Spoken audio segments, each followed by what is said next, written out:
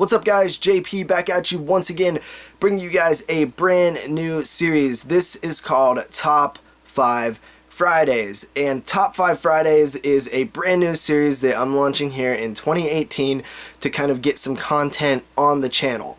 Now, since this is the inaugural episode, I figured I would give a brief rundown of what we're doing here, and I do say we're because there are a few of us doing this. So first and foremost, Top 5 Fridays. Why Top 5 Fridays? Well, those of you who have been around long enough know that me and a few other guys used to do a video series called Top 10 Tuesdays. It was mainly, Moods and Derek, I think Andy did them, and basically those guys would do these series, and I kind of jumped on board a little bit late, and I didn't do a ton of the videos, and one of the things that I was struggling with most is some of the topics were very specific, and I'd only seen like 8 movies that would apply. Other times I had seen 10 movies, but 10, 9, and 8 I didn't really even like, but they fit the topic, so I was putting them in there. Or, it just felt like I was cramming stuff on certain lists. Other lists, really easy. Top 10 vampire films. I'm sure you could come up with 10 vampire films that you like. But other more specific lists, I had trouble. So I thought, I want to redo this series. And I like this series. I like doing top lists. They're really fun. But I decided that instead of doing top 10, I would shorten it to top 5. Now, top 5 for a few reasons. One, to get rid of the 7, 8, 9, 10 films that you don't like, that you're just sticking on that list. And another reason is because you can touch more specific topics, films and topics that only have maybe 5 or 6 films that would even fall into that category, kind of broaden the scope a little bit. I think that top 5 videos are a lot easier to make. I guess the number one complaint is like, well, a top 5 vampire list is, pretty basic, and yeah, it is. But that doesn't limit us from doing 5 more vampire films, which is like, 6 through 10, or even 5 even more vampire films or something, which would be 11 through 15. So you could repeat lists, eventually get like a top 15 list out of it for the more popular topics. But that's kind of my thought process of creating a top 5 series versus a top 10 series. Now, this series is not going to be done just by me. I also got a handful of other YouTubers that are involved. We have Jerry, we have Derek, we have Dubby, Jerry's co-host on Kill the Cast, Jay, Austin and Andrew Schroyer, who is the Woodsboro Bros podcast.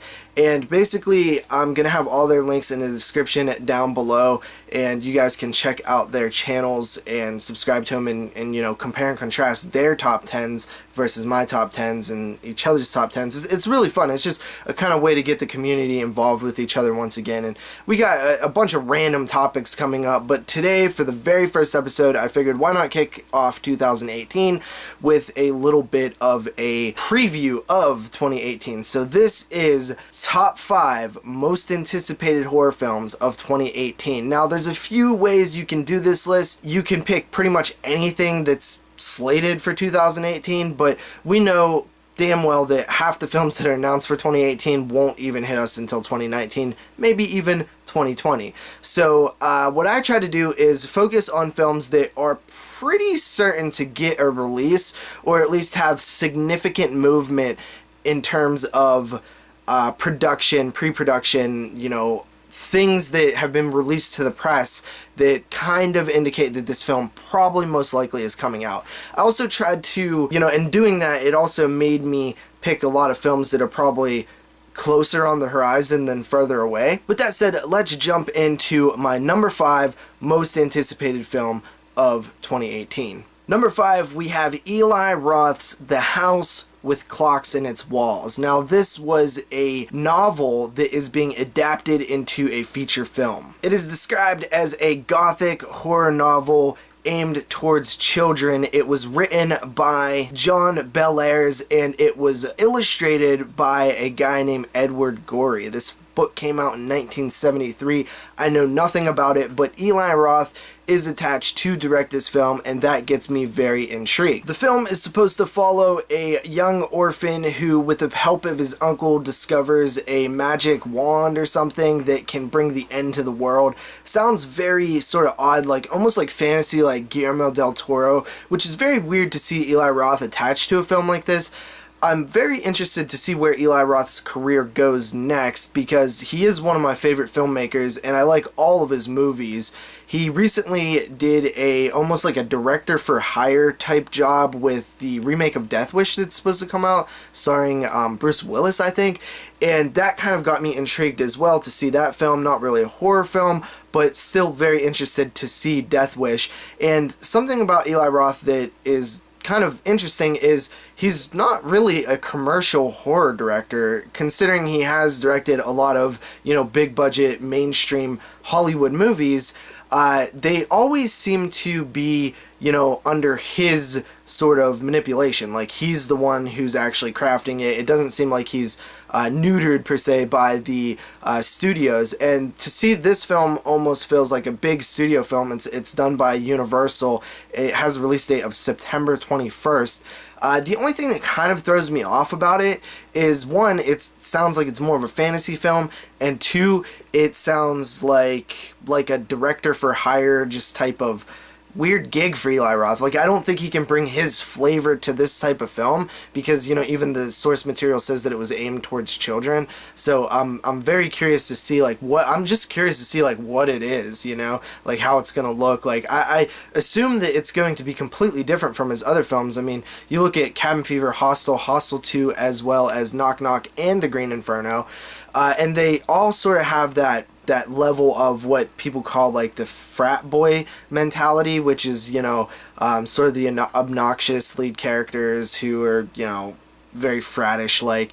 And I could almost guarantee that this film does not have that. So it almost seems like he's trying to break out of his mold a little bit, which is kind of interesting. The last thing of note in this film, it stars Jack Black, which definitely raises some red flags for me because I'm like, Eli Roth and Jack Black? That just doesn't sound like it mixes well. And the more that I'm talking about this film makes me kind of almost not wanting to see it in a way. And the more I talk about this film, it makes me realize that maybe this isn't one of my most anticipated films. Like, yeah, I'm very interested in it, but the more details I looked into it, because I'm gonna be honest, guys, I put this on my list before I looked anything up about the movie. I just knew Eli Roth was doing a movie called The House With Cox in its walls, which sounded like a giallo or something. Turns out, scratch that, I'm actually not picking number 5, so this is not number 5 now. I'm still anticipating it, still interested in it, but this is not my number 5. Let's go with something else. Okay, so this number 5 is actually a film that I was very interested in, but the reason I kept it off my list is because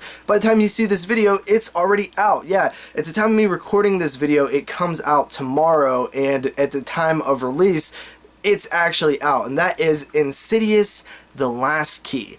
Now, I absolutely love the Insidious series. I loved it from the first one all the way to the third one. I think that it is a awesome series that relies heavily on legitimate scares. Some people call them jump scares. I think that what they're looking at when they say jump scares is just actual scares. I think jump scares more or less is like more of the boo scares with the cat jumping out of the closet, loud noise, stuff like that. I find Insidious to be genuinely scary. Not jump scares, not boo scares, scares. And that's what I like in horror films. Now, I do like other kinds of horror films, but it's very rare that a film actually scares me anymore. So when I watched Insidious back in like 2010, I absolutely loved it, and it scared the hell out of me. I thought it was a great film. Now, with Insidious: The Last Key, which I assume means that they might be ending the series here, also stars Lin Shaye, who I really like from the Insidious series. I don't know much about this film. It seems like an entirely new story, which I'm fine with. Seems like they've been going that route lately with the Insidious films.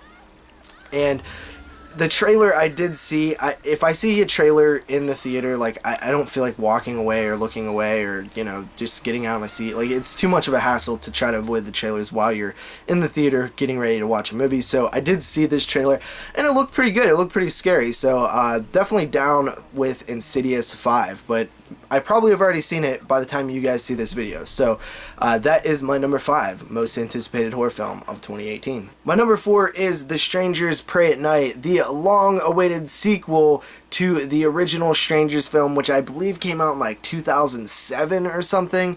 And a lot of people, I believe, totally wrote this one off, like this movie is never coming out. Hell, we've been talking about it on the podcast for years. Every so often you would hear some news about it happening and then not happening. And I think originally the original director was involved, but now it's a totally new guy. And I just find it weird that they actually decided to make a sequel to the original Strangers film this many years later. Now, I don't remember how successful The Strangers was, and personally, I didn't even like it that much until I heard Watson really going hard on why it is such a good movie, and then I eventually was like, hey, I think that this might need a rewatch, and I did, and I was like, okay, this is an amazing movie.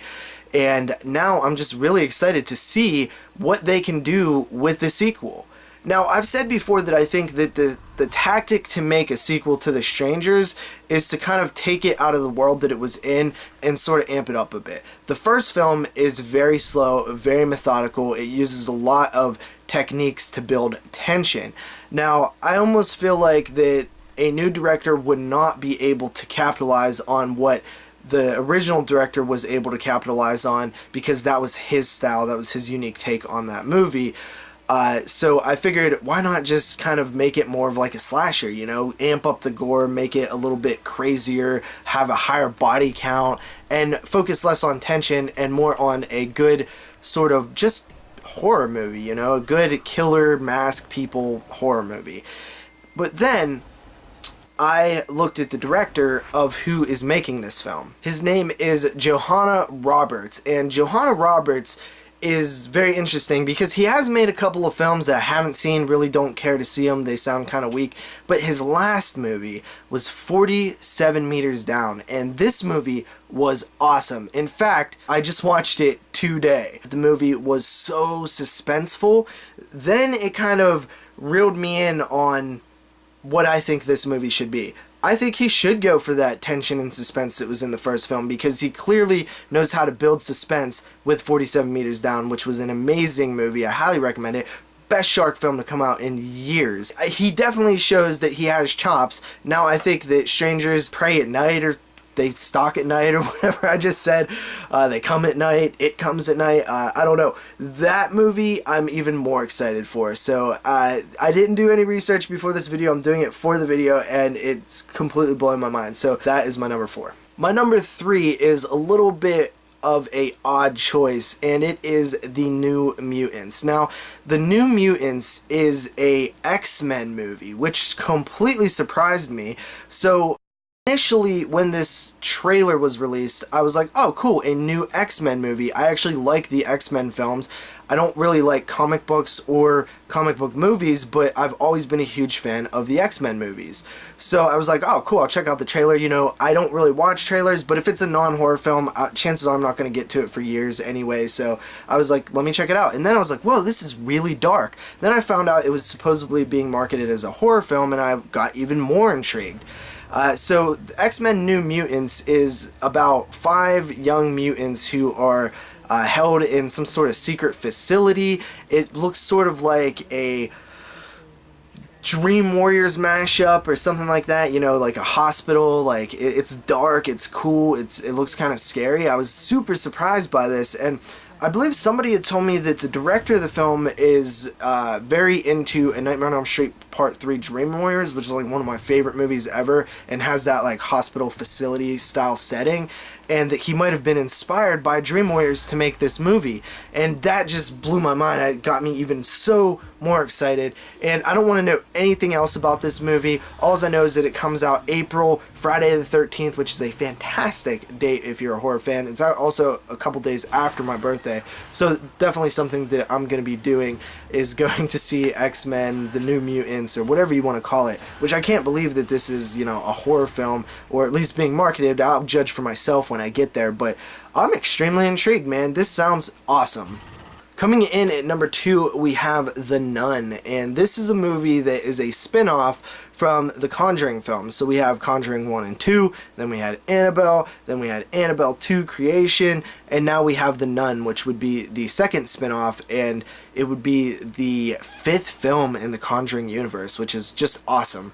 So The Nun just interests me purely because, one, it's a nun, it's scary, and two, it's the goddamn Conjuring universe, and all of a sudden I've become a huge Conjuring universe fan, and I blame Annabelle Creation for that.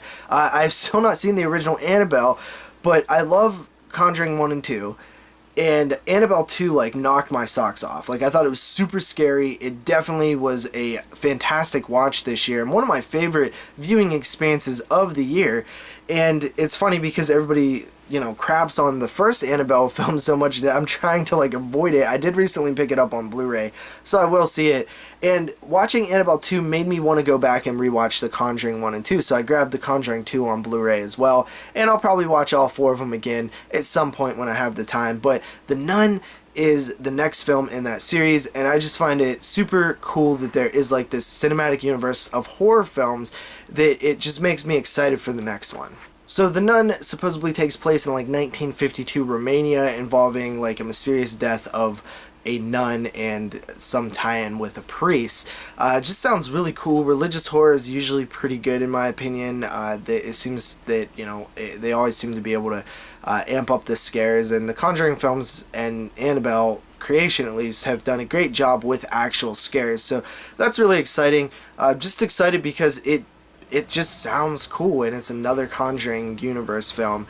This film is slated for July 13th, 2018, which is another Friday the 13th, which is really cool. I think there's 2 next year, April and July, and we got 2 horror films coming out on both of them, so that's awesome. And coming in at number 1, it should be no surprise, it is Halloween, and Halloween is a film that I'm really excited for.